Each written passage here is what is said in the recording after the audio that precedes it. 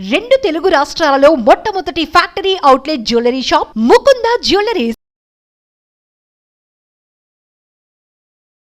నమస్కారం, సుమన్ టీవీకి స్వాగతం. శ్రీ శోభకృత నామ సంవత్సరం అక్టోబరు మాసం ద్వాదశ రాశుల వారికి ఏ రకంగా ఉండబోతుందో తెలియజేసేందుకు మనతో పాటు ఉన్నారు శ్రీ జ్యోతిష్య రత్న జ్యోతిష్య చక్ర వైభవ నిపుణ డాక్టర్ రాళ్లపల్లి రవికుమార్ గారు. గురుగారు నమస్కారం. నమస్కారం.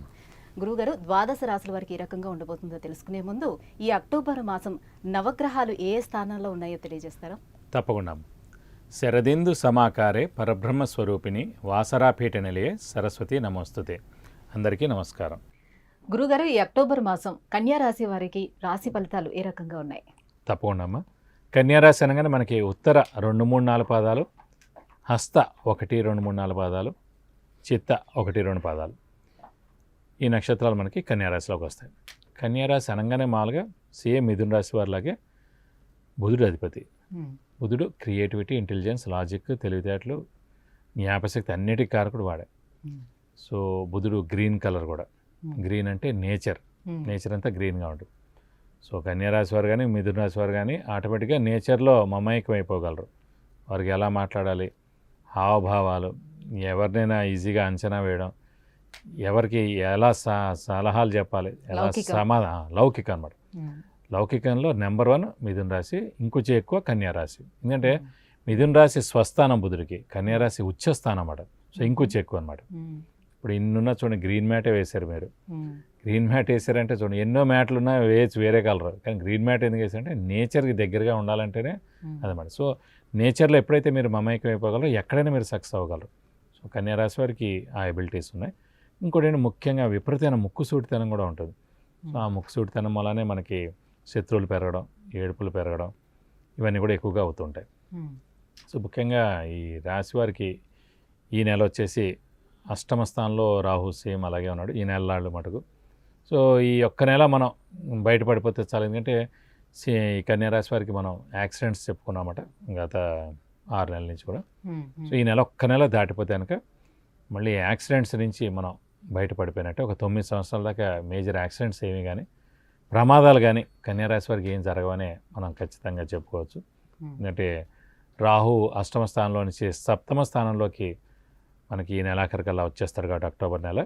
సో ముఖ్యంగా వెహికల్ డ్రైవింగ్ అంటే ఇదివరకు వెహికల్ డ్రైవింగ్ జాగ్రత్తగా చేయాలని చెప్పాం, వెహికల్ యాక్సిడెంట్స్ అవుతుందని చెప్పాం, ఇవన్నీ నుంచి కూడా మీరు బయటపడిపోవచ్చు. 9 ఏళ్ల దాకా ఇంక ఎలాంటి ఇబ్బందులు ఉండవనే చెప్పాలి. ఇంకోటి శని మటుకు 6వ స్థానంలో చాలా బాగున్నాడు. 6th హౌస్ ఏంటంటే డెట్స్, మిజరీస్, ఎనిమీస్. మెయిన్గా ఏంటంటే ఆరోగ్యం, అప్పులు, శత్రువులు. సో ఆరోగ్యం పరిపూర్ణంగా చాలా బాగుంటుంది కన్యారాశి వారికి. అలాగే శత్రువులు ఎవరున్నా నశించిపోతారు, శత్రువులు ఎవరు ఉండరు. అలాగే మానసిక ఆందోళన ఇవన్నీ ఏవైతే ఉన్నాయో అవన్నీ కూడా తొలగిపోతాయని చెప్పుకోవాలి. అలాగే అప్పులు ఏవైతే ఉన్నాయో అవన్నీ కూడా మెల్లిమెల్లిగా తీరిపోతాయని చెప్పాలి. ఒక అష్టమ స్థానంలో మటుకు ప్రస్తుతం గురువు ఉన్నాడు కాబట్టి ఈ సంవత్సర కాలం విద్యార్థులు మటుకు తల్లిదండ్రులు దూరంగా ఉండి చదువుకోవడం ఎందుకు అవకాశాలు ఎక్కువగానే. తల్లిదండ్రులకి దూరంగా ఉండి చదువుకోవడం అంటే ఇందాక చెప్పినట్టే మంచి సీట్ కానీ ర్యాంక్ కానీ సాధించడం ఆ మంచి యూనివర్సిటీలోనో కాలేజీలోనో, దాని రీత్యా ఖచ్చితంగా తల్లిదండ్రులు దూరంగా వెళ్ళి, హైదరాబాద్లో ఉన్నాను అనుకోండి, గుంటూరులో మంచి కాలేజీలో రావచ్చు, అంటే ఫారెన్లో మంచి యూనివర్సిటీలో రావచ్చు. ఖచ్చితంగా తల్లిదండ్రులు దూరంగా ఉండి చదువుకునేందుకు అవకాశం ఉంది. అలాగే ఉద్యోగస్తులు కూడా ఎవరైతే ఉన్నారో తల్లిదండ్రులతో ఉన్నారో, అమ్మాయి కానీ అబ్బాయి కానీ, వారు కూడా ఖచ్చితంగా స్థానచలనం ఉంది ఇంటి నుంచి. సో ఖచ్చితంగా వారు కూడా ఉద్యోగ రీత్యా వేరే ఊరిలో వెళ్ళడం, వేరే ఊరికి వెళ్ళి జాబ్ చేయడం. లేదంటే ఫర్ ఎగ్జాంపుల్ ఇక్కడెక్కడో దిల్సుఖ్నగర్లో ఎక్కడో ఉన్నారండి, కుక్కడిపల్లి లేకపోతే అది ఇక్కడ గచ్చిబౌలి ఎక్కడో జాబ్ ఉంది.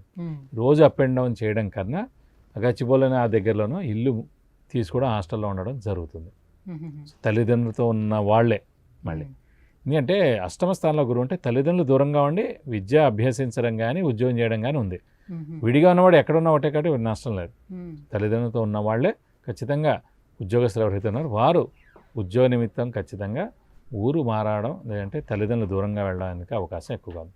అంటే ఒక ఎలివేషన్ అనేది మాట ఖచ్చితంగా కన్యారాశి వారికి, విద్యార్థులకి, ఉద్యోగస్తులకు ఉందని చెప్పుకోవాలి.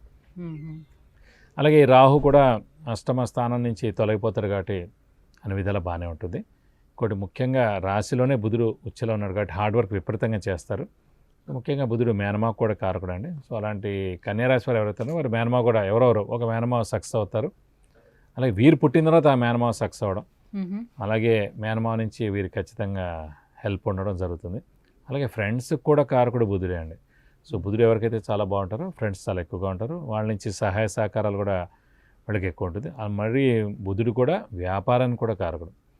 వ్యాపారం బాగా నడవాలన్నా, వ్యాపారంలో సక్సెస్ అవ్వాలన్నా, నేను ఇందాక చెప్పినట్టు లౌక్యంగా ఉండాలన్నా, లౌక్యంగా మాట్లాడాలన్నా కూడా బుధుడు చాలా ఇంపార్టెంట్. అలాంటి బుధుడు ఈ రాశి వారికి అధిపతి అయ్యాడు. కానీ ఆ బుధుడు కూడా ఇంకా జాతకంలో చాలా బాగుంటే, అంటే బుధుడు మామూలుగా కన్యారాశికి అధిపతి అయ్యాడని కాదు, జాతకంలో కూడా ఆ బుధుడు చాలా బాగుంటే కనుక ఇంకా చాలా బాగుంటుంది.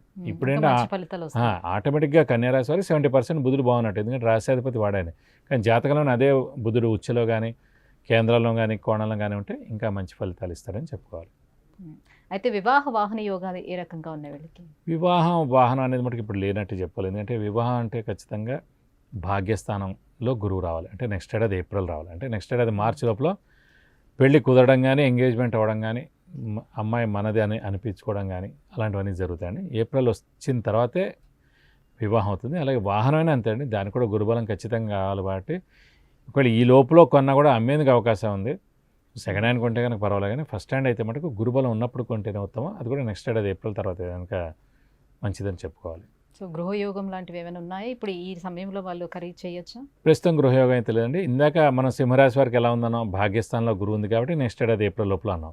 కన్యారాశి వారికి ఏంటి, నెక్స్ట్ ఏడాది ఏప్రిల్ తర్వాత భాగ్యస్థానంలో వస్తాడు కాబట్టి నెక్స్ట్ ఏడాది ఏప్రిల్ తర్వాత, అంటే ఈ లోపల వాళ్ళు ప్లాన్ చేయొచ్చు. అంటే స్థలం చూడడం కానీ, వాస్తు రీత్యా కానివ్వండి, లేకపోతే దానికైనా ఒపీనియన్ తీసుకోవడం కానివ్వండి, లేదంటే లోను, ఇవన్నీ కూడా ఈ లోపల అవుతూ ఉంటాయి మార్చి లోపల. ఫైనల్గా వాళ్ళు కొని గృహప్రవేశం చేయాలంటే నెక్స్ట్ ఏడాది ఏప్రిల్ తర్వాత. సో మరి ఏ దైవాన్ని పూజిస్తే ఈ నవగ్రహాలన్నీ కూడా అనుకూలిస్తాయి? ఈ రాశి వారికి కూడా అష్టమ స్థానంలో గురువు ఉన్నాడు కాబట్టి ఖచ్చితంగా దత్తాత్రేయ స్వామిని ఎక్కువగా ఆరాధించాలండి. ప్రతిరోజు దత్తాత్రేయ స్వామి అష్టోత్తరం చదువుకుంటే మంచిది. అలాగే ప్రతి గురువారం దత్తాత్రేయ స్వామి టెంపుల్కి వెళ్ళి 41 ప్రదక్షిణాలు చేస్తే కనుక, ఈ సంవత్సర కాలం చేస్తే కనుక గురుబలం చాలా పెరుగుతుంది. గురుబలం పెరిగిందంటే ఆటోమేటిక్గా వివాహం కాని వారికి వివాహం అవుతుంది, సంతానం లేని వారికి సంతానం కలుగుతుంది, నిరుద్యోగులకు ఉద్యోగం వస్తుంది, ఉద్యోగస్తులకు ప్రమోషన్స్ వస్తాయి, అలాగే ఫారెన్ టూర్ విజిట్స్ అసైన్మెంట్స్ వస్తాయి. గృహ వాహన యోగం కూడా అన్నీ కూడా ఈ 6 నెలలు మనం కష్టపడితే నెక్స్ట్ ఏడాది ఇవన్నీ జరిగేందుకు అవకాశాలు ఎక్కువగా ఉంటాయి. గురుగారు, కన్యారాశి ఫలితాలు తెలియజేసినందుకు ధన్యవాదాలు. నమస్కారం. విద్య, ఉద్యోగం, వాహనం, వివాహం, గృహం, సంతానం వీటన్నిటిలో కూడా మీకు ఎటువంటి సందేహాలున్నా కింద స్క్రోల్ అవుతున్న నెంబర్కి కాల్ చేసి గురువుగారిని సంప్రదించవచ్చు.